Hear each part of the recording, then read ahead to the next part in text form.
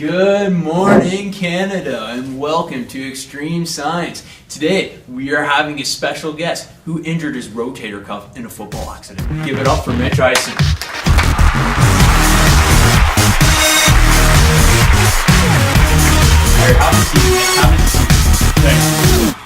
So, tell us a little bit about your football injury. We all would like to hear about it. Well, let's start with the story with how it happened. It was fourth quarter, bottom of the inning. I was going for the game-winning block, lined up on the sidelines. He was going to get lit up.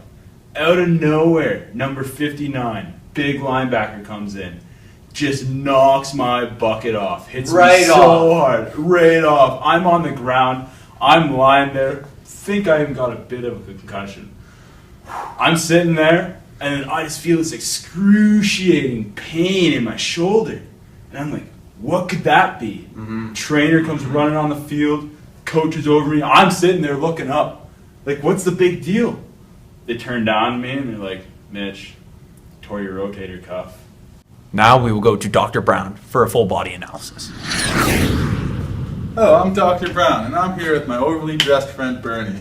Classic Bernie. What's that in your mouth? Trying to kill yourself, Bernie? Now that Bernie here is properly dressed, let's talk about the rotator cuff. The rotator cuff is very important. Without it, your arm is just going to be a limp noodle. So the rotator cuff is made up of 4 muscles that attach to the humerus by tendons. So the first muscle we'll talk about is the supraspinatus. The supraspinatus originates in the supraspinatus fossa on the posterior side of the scapula.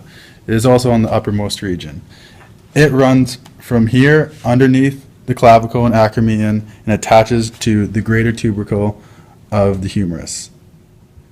Supraspinatus is very important because it allows Bernie here to abduct his arm so he can lift it outwards so he can rave and fist bump all day long.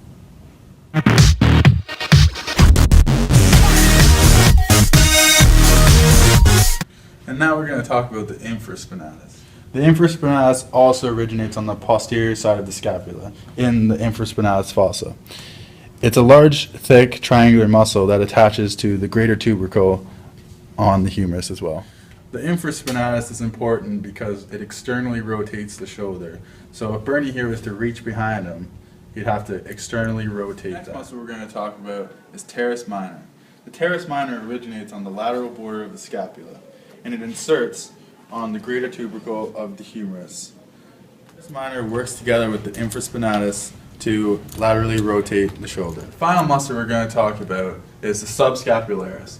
Subscapularis is the only muscle to originate on the anterior side of the scapula.